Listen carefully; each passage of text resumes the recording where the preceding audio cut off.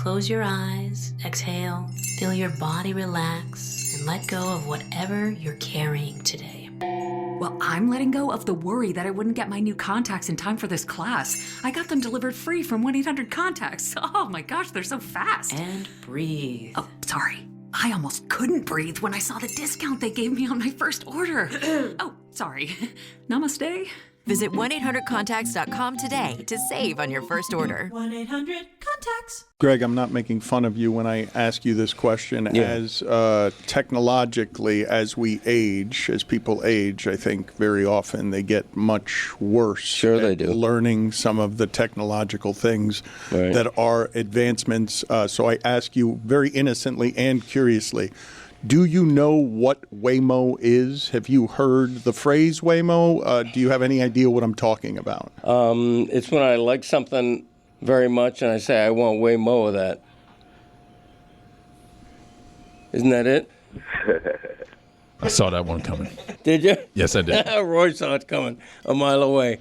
I don't know what Waymo is. What is it? It sounds like a company, like a place where you would get insurance or something. Well, it does sound like a company, and I would say actually what it is makes me feel like if we'd been in the 80s or 90s, it's what I'd give a company name that's going to, in the future, destroy us. Like I'd say the evil company Waymo, even though I don't think necessarily that Waymo is evil. What it is these driverless cars. Have you pulled up next to any of these cars that have all of these cameras but don't have a driver and a rideshare thing? I got to think that whoever's driving taxis these days has to feel like they're in big trouble just in general. Like they thought they were in big trouble with Uber, but now there are just cars making their way through the streets that don't have any drivers. And yesterday, on 395, there was a 2-hour delay because one of them just stopped on an exit ramp and nobody could get it to move. They're like 99%,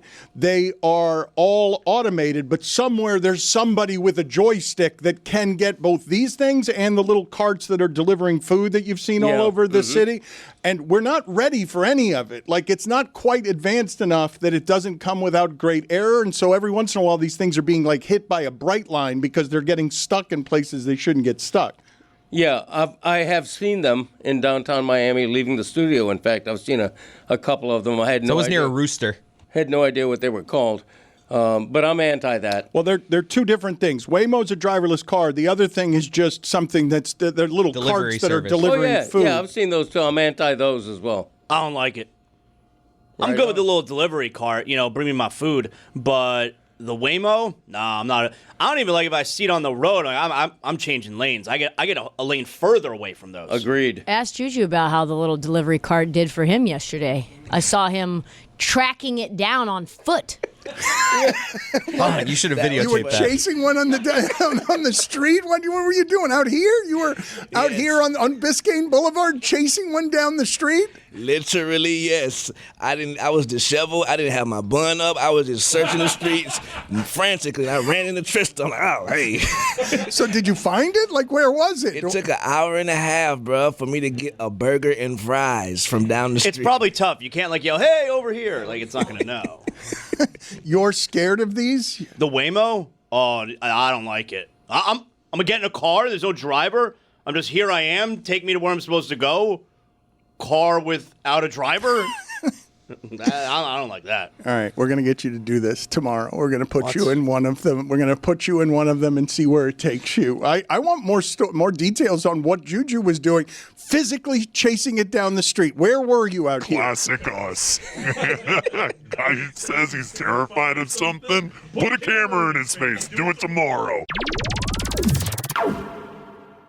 This is the Dan Le Batard Show with the Stugotz podcast.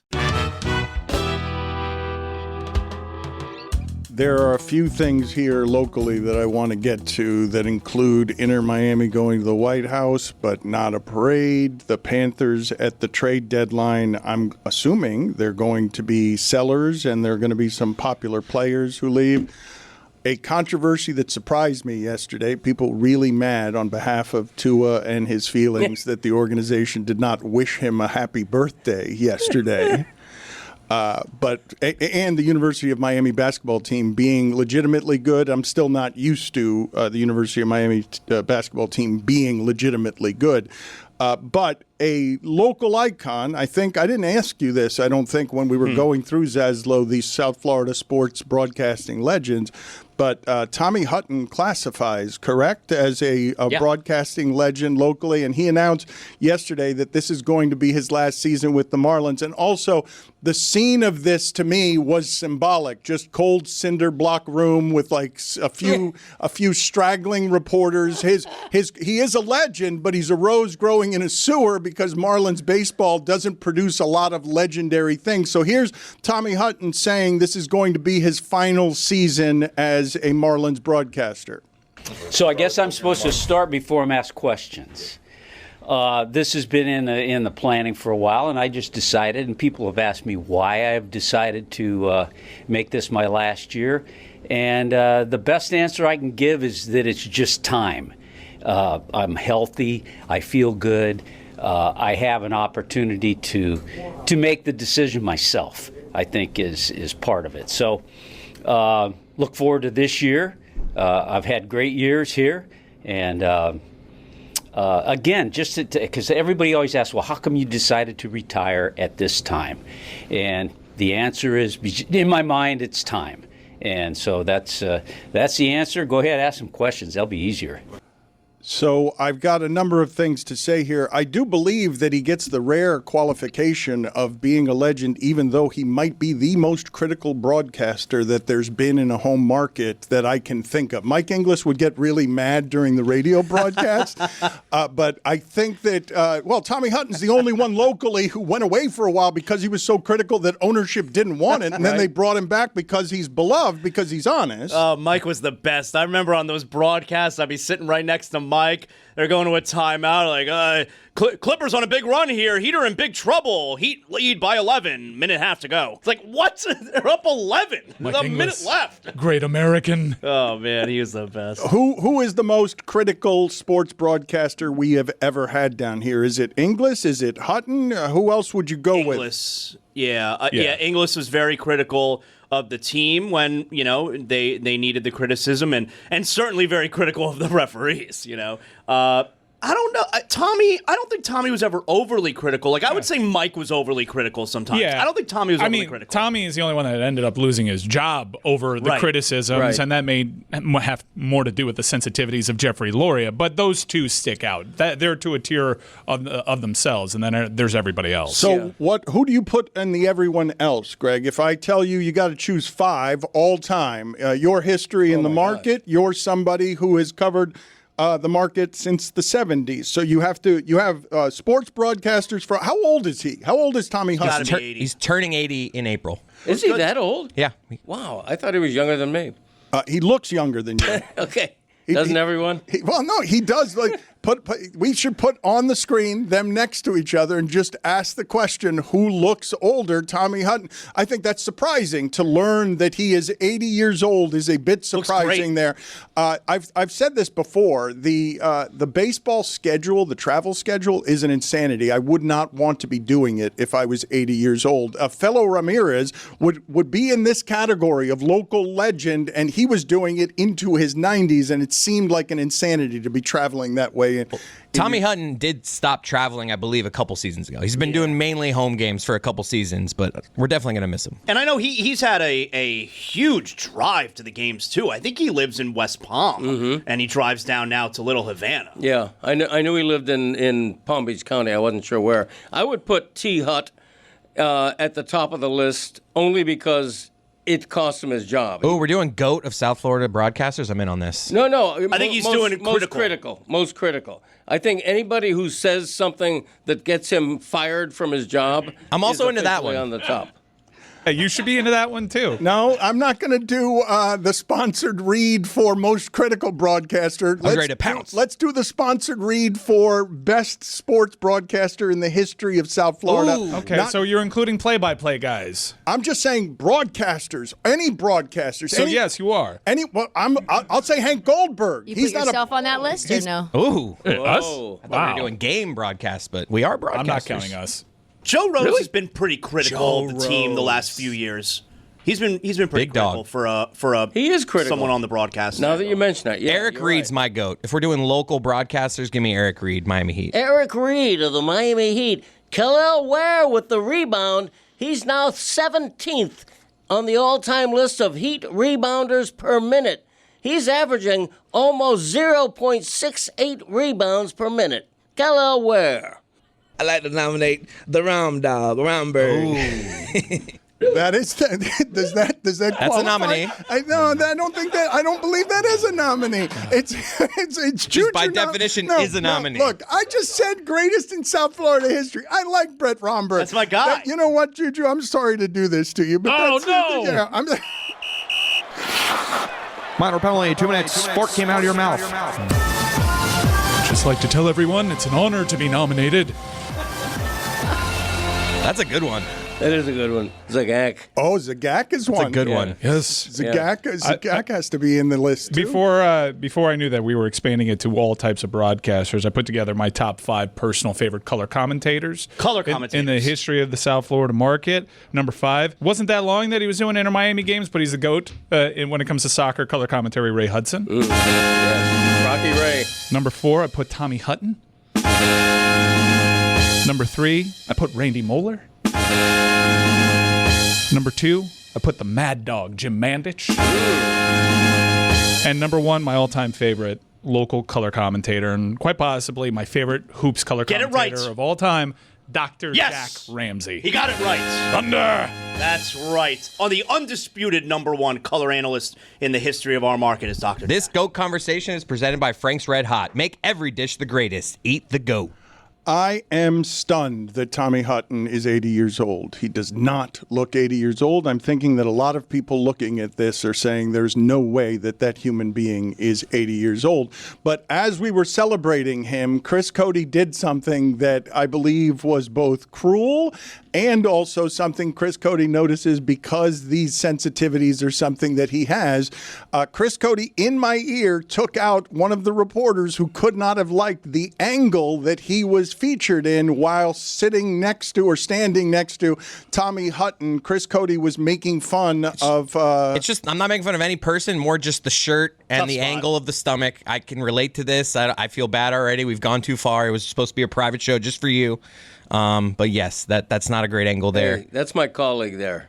Jordan McPherson does a great job. Thank you for naming him. You're the one who named him. Yeah, there you go. Well, now that we're on that topip, Jordan knows exactly what he did. Yeah, it's the shirt. It's not nothing he did. No, he did something. He apologized for it, though. Oh. You remember the top 25? You remember the top 25 disaster AP vote? That's not a great shirt. He's trying to highlight the biceps there, and sometimes we lose sight of the belly. Well, I'm highlighting that he ranked Notre Dame ahead of Miami that one time. The salmon color with the weight is really just a combo that makes me a little queasy. Tommy was great with 2 things. He was great at chastising the Mets fans whenever the Mets were here, especially if the Marlins were winning and the Mets fan would leave the game early. He was great at speaking for the fan when it came to chastising the Mets fan, and he was also great whenever there was a situation where, like, if a Marlin player gets hit by a pitch and you got to stand up for enough's enough. All right, like he liked when there would be a fight in a situation like that. You can't just allow them to throw at our guys. Eventually, enough's enough, and you got to do something about it. Let's put back up here Jordan McPherson. Let's put this back up there. And notice that the veteran next to him is preventing anyone from seeing whether he's got anything going on over the belt that he does not want seen. He is hiding behind his hands there to make sure that a bad angle doesn't catch him. You're awful, man. This is terrible. Cruel. You're the one who mentioned him, though. You can't say it's cruel. I'm giving him credit for being a great reporter. This is all my fault. I should never make waistline looks like anything in Dan's ear. So this is all Chris's fault. Dr. Jack Ramsey, when you mention him, the GOAT locally is Eric Reed, correct? Eric Reed. Correct. Yeah, Eric's the GOAT. He's been around how long, Eric Reed? Tell us, Eric Reed. Very first year, 88. I remember Grant Long when he was with the Heat. That was an all-round player right there, in and out of the starting lineup, but you could always count on Grant Long.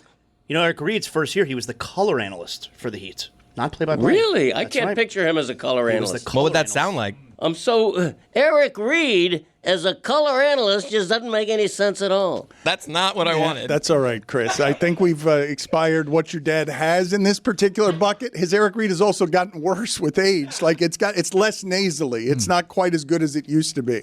We should highlight that Goldie had been a longtime South Florida broadcaster on the airwaves. First team. Yeah, and did it the hard way when it came to his climb over at the Florida Panthers. And since then has been the voice of this golden era of Panther hockey and has an incredible signature call. Also, can you give a maybe an OLI Denny Potvin? Yeah, no doubt. Jeff Rimmer. Well, all of these, though, I think have to take a back seat to Moeller, do they not? You're only allowed to take one or two from each franchise. Each franchise isn't going to have one of these longtime legends. So you get Eric Reed and Jack Ramsey, and that's the list, right? I don't think that Mike Inglis would crack the list of best South Florida sports broadcasters ever. Yeah, baby. Tony Fiorentino does not belong on this list. You cannot have him on this list.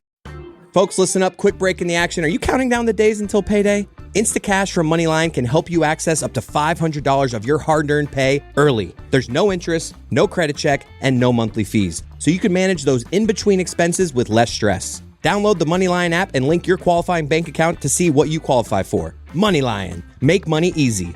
Instacash is subject to terms and eligibility requirements. Expedited delivery requires a turbo fee. See moneyline.com.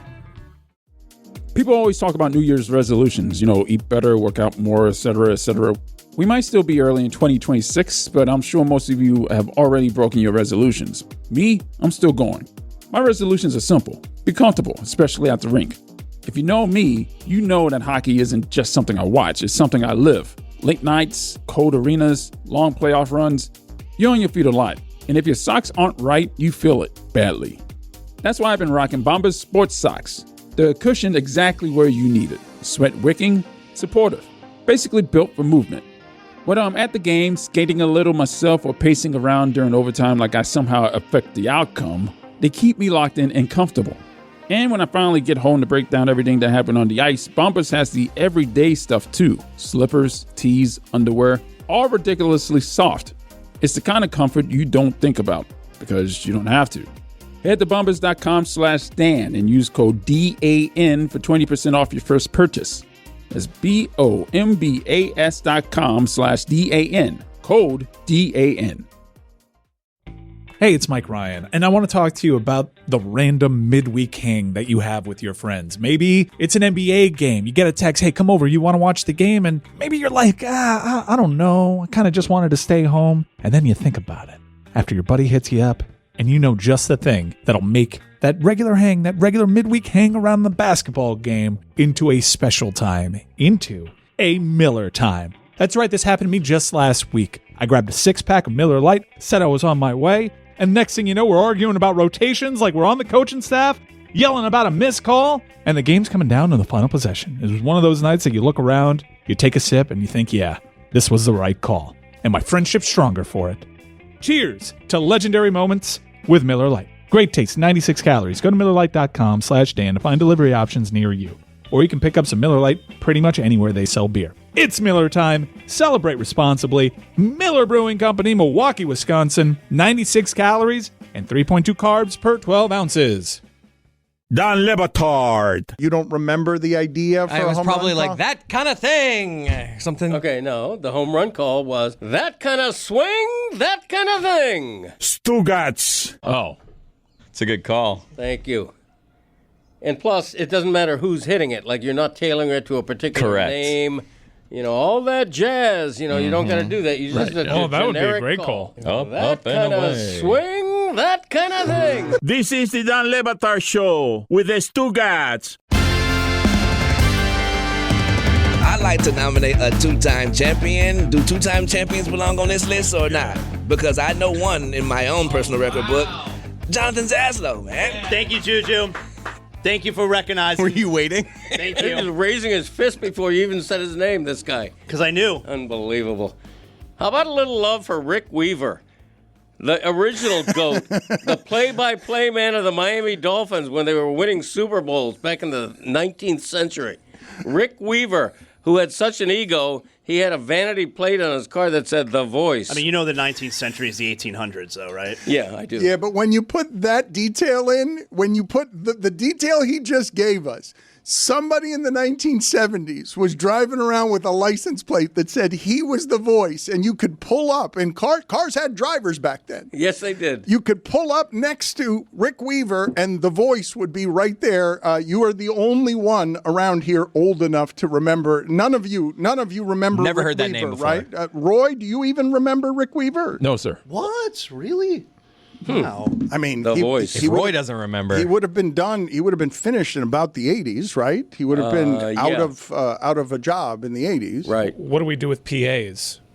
Because Mike Biamonte gives the Heat a third. There's only one known PA. No, now. J-Ro Keach. I'm thinking the pro teams. You're right. J-Ro Keach at the University of Miami baseball and UM football games, and I think he did basketball too. He just had they just honored him with a first pitch this last weekend, did they not? Where they Mario did the other first pitch. I think he needs Tommy John now. That was.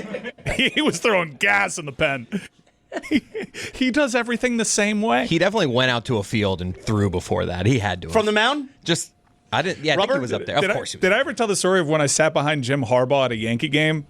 I do remember. Yeah, do it. I don't remember the details. So he of it. brought a glove, and the entire game he was furiously playing catch with himself. Awesome. This guy was in his 50s at the time, looking ridiculous, and he was sitting next to a woman, and I was right behind them for this game, and he threw the ball with such force into his own mitt that it hit the lady next to him and legitimately hurt her. He had to buy her a bunch of soda pop and get up and leave. That tracks. Like if you had asked me what who in sports is now in the most ridiculous circumstance, what is Jim Harbaugh doing at a baseball game? It's bringing his own glove and playing catch with himself so ferociously that he injures the woman next to him. I can't in fiction make up something better than what it actually was. Speaking of Tommy Hutton, the Marlins of our teams down here have had the best resume of broadcasters, like by far, right? We're talking Joe Angel, Dave O'Brien, Boog Shambi, Len Casper, Rich Waltz. This is by far. Well, you're saying by far, but it's because the Heat have had only the one. Like the Heat, he won't give up the job. That's their problem. Yeah, because it's such a transient job. Either the administration doesn't like them, or they get better opportunities because they're so good. But you're right. Pound for pound, they keep putting out winners. The Dolphins have had a ton as well. I mean, the Dolphins have had a ton of. I mean, Hank Goldberg was doing broadcasts. Larry King. That's right. Not a lot Larry of people. King. What? Not a lot of people. You're lying. Yeah, Larry King was one of them. I never lie. No, he's right. Larry King. Put it on Now I the believe poll at Le Batard Show. Did you know that Larry King was a Dolphins broadcaster? Gotta hear this. Larry King also was famous for owing people money throughout South Florida when he was a broadcaster back then. He was notorious for. Oh, Hank Goldberg used to make fun of him mercilessly. As far as that, the dark side of Larry King. That was funny. By the way, people, grown men, grown adults who bring a glove to a baseball game, get out of here. What are you doing? Why are you? What are you going to show up in a full uniform next? Come on, it's a kids' game. Let the kids bring a glove. Quit stealing foul balls from the kids with your big giant mitt. Leave it at home. I'm with you on taking the balls from the kids, but you gotta bring a glove for safety. Why? Because what if I'm with my kid and a screamer comes at me? Use your hand. He was sitting behind a net in a luxury I'm not seat. saying he. I'm just saying he's saying anyone in the stadium should not. Yeah, adults should not be allowed to bring gloves into a Not be ballpark. allowed. No, shouldn't be allowed. If you don't like the glove, how do you feel about Harbaugh coming to a recruiting visit and being in full football cleats on mahogany floor? Again, That's against it. He could have said just against it, but he decided to do it with an apostrophe and just an N for some reason. I'm again it. It's quicker. When you get to my age, you try to save your breath. Yeah, way more of that. Mike mentioned earlier top 25, and something I have not celebrated yet is that the University of Miami basketball team is now ranked. Duke seems a lot better than everybody. I mean, they beat up Michigan at home. They just dragged Virginia. They gave Notre Dame their worst home loss since 1898, and now Duke has been ranked number one a record 149 times. I don't think Miami's never been ranked number 1, correct? That's not highest we've ever been is number 2. When was that? Shane Larkin. Okay. Impressive ranked victories. And I do think like the Tim James team, I don't know where they peaked. I think they were top 10. They may have gotten as high as like 3-ish. Yeah, because they were trading wins with the likes of like a really good St. John's and UConn. Did you mean that Larkin team was number 2 overall or a 2 seed in the They tournament? were both. They were number 2 in the nation and ended up being a number 2 seed that lost in the second round, I believe, to Wisconsin. How high did the Final Four team get from a few years ago? We actually did that from like an 8-9 spot. Really? Yeah. We weren't really respected in that. But I'm starting to get used to Miami being good at basketball. It's crazy the amount of momentum they just immediately nuked. The team, after they went to the Final Four, had an NBA player in Keyshawn George. Yeah, they lost the ACC Player of the Year in Zay Wong, but they reloaded. They retooled. And a lot of those guys came back, and they just threw up a fort over there. But they burned it up in 2 years, and here they are. Jay Lucas totally reshaping the team. Not a single player or coach was on this team last year, and here they are, ranked number 22 in the nation, playing for seeding. Do you have sour feelings toward Larinaga because of all that? No, Larinaga's a legend. He just had his name hung up on the rafters. I can't believe he caught lightning in the bottle the way that he did with us at that time, because by then NIL had started taking hold over the sport, and there was already a change in the sport. It was just crazy how in tune he was with that team, and it was the very same guys, and he just lost it. It's crazy. The most impressive game that I've seen Miami play over the last 7, they've won 6 of the last 7, is the loss. They went to Virginia and had a game they could have won at Virginia, a very difficult place to play. Virginia, are they a top 10 team right now, or they're close to it? They're close to it. Virginia's 13. pretty good. Like I gotta admit, like this is a really difficult sport to follow. It really is. It happens when there's a whole bunch of other big sports going on. Like you got to either be all about college basketball or a serious D-gen if you know the entire landscape. You have to do a lot of reading. Most of the college basketball that I follow is on a second or third screen. So while I'm watching Michigan lose to Duke in Washington, D.C., I'm not really getting much of the players' names or much from it. So I kind of need somebody to like help me bone up on this, because this is March. You're not alone, though, because I just had this conversation last week with Barkley where he's like, I didn't study like this at Auburn. Like, I didn't go to, he's like, every year I've got to get ready. And I'm like, but all you've got to do is be Barkley. Like, what do you have to do? But he feels the need to know what it is that he's talking about, when it's impossible to know. It's impossible to be doing what he's doing and then also be following college basketball the way you need to this time of year. But what you have happening, so you've got the 2 Miamis are ranked now. Miami of Ohio's undefeated, and Bruce Pearl is fighting with Miami of Ohio's athletic director, because Bruce Pearl says they'd be the bottom of the SEC, because they've got, I think their schedule is close to 300 in terms of how easy their schedule is, but they are undefeated, okay? So if you're winning all of your games, people should notice that. And the athletic director from Miami of Ohio like dragged Bruce Pearl because he was so insulted by that. But when you mention the University of Miami locally, they so rarely have pros. You mentioned Tim James. Tim James was drafted by the Heat in the first round. That team was one of the best they had. Johnny Hemsley was on that team. I thought he was going to be pro. He was not. But the University of Miami does not produce many pros in basketball. No, I mean, that Final Four team, Jordan Miller and Norchad Omier, they had to go through the G League. And is James Jones the best of this? Like not Rick Barry, not counting Rick Barry, but is James Jones the best? Yeah, you would rate him higher than Bruce Brown. I mean, Bruce Brown, in terms of like actual impact within a series. Yes. Man, Bruce Brown was pretty important to that Denver run, but I mean, that's open for debate. But now with NIL, look, I mentioned a really disappointing team after the Final Four. Keyshawn George turned himself into a decent NBA player that has a lot of value. And this year, you look at players like Sheldon Henderson. First off, I just learned he was Eric Dickerson's nephew. Had no idea. He was a 5-star that we took from Duke, and he's going to be in the league. He's got an NBA body. The shot needs to be a little bit more consistent. But Uday, Renew, like these guys are going to make the league. I think Uday is going to be a curious example, but defensively, he can keep up with perimeter guys the way that traditional bigs can't. Miami's got some pros on this team right now. I don't think Uday is a pro, but that's because of his limits offensively. This team, though, would be considered championship worthy if they had gotten Boozer. Like, they were close. They finished second. We were close. They finished very close. And Duke is pounding people because Cam Boozer, it's not just what he does in the post scoring, he's just a great passer out of the post as a freshman. He's awesome. He's been better than Cooper Flagg was for them. He's awesome. And they came so close to getting him. I really did think when you're named after Cameron Indoor, though. How close did they get them? No, they got close. If the move to Jay Lucas happened a year earlier, like it probably should have, the Boozer twins would be in Miami, I think. It's just like Jeremiah Smith. Like, you had guys believing, but they wanted to see it in action. They wanted proof of concept. They didn't want to just jump in and trust that the process was going to work the way that they did. I get it. One goes to Ohio State. He won a national championship. It worked out, but Miami's already better than them. Now, you saw, and Boozer the same way. Roy, how are you feeling about the Panthers? Are you of the belief that Bobrovsky, I know it's been a disappointing season, okay, but this is not a bad hockey team. And all the other times that I feel like we've talked about the Panthers being 6 or 5 points out of the final playoff spot, it's not because they're an above 500 team. It's not because they're winning more than they're losing.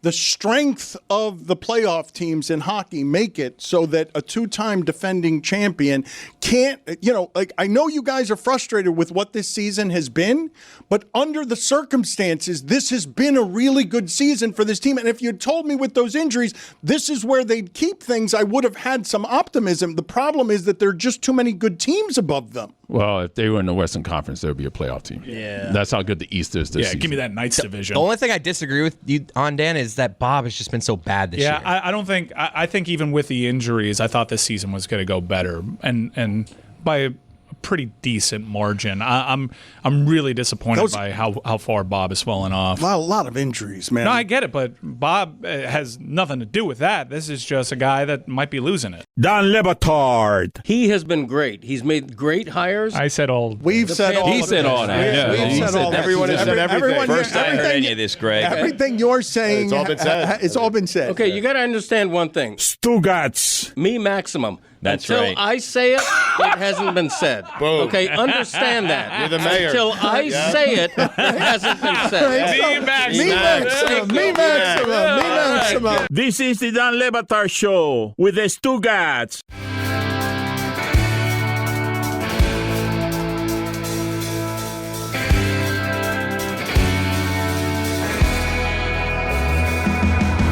I felt the day that Barkov went down.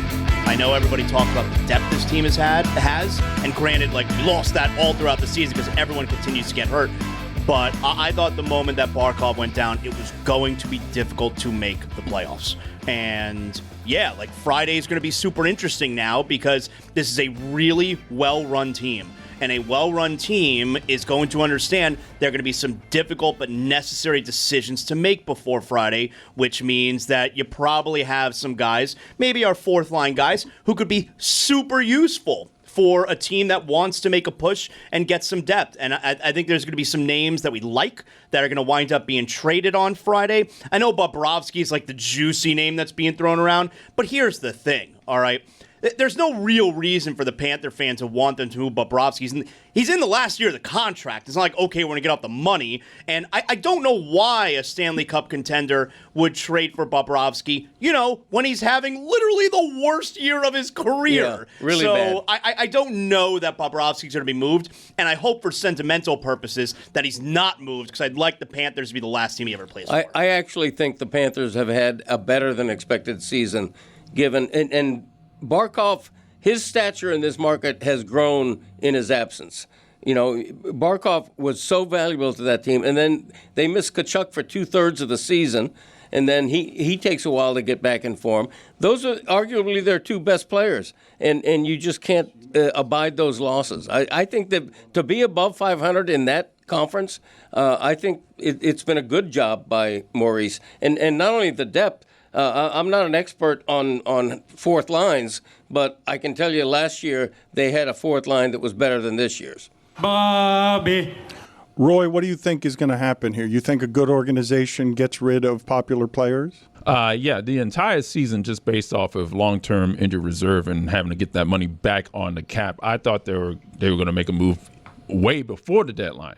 A player like Mackie Samoskevich or even Evan Rodriguez would have probably been traded just to make the cap more feasible for them. So once they get Kachuk and possibly Barkov back in the lineup, but that doesn't seem like that's going to be the case anymore. I think they should probably just rest Barkov. Bobby.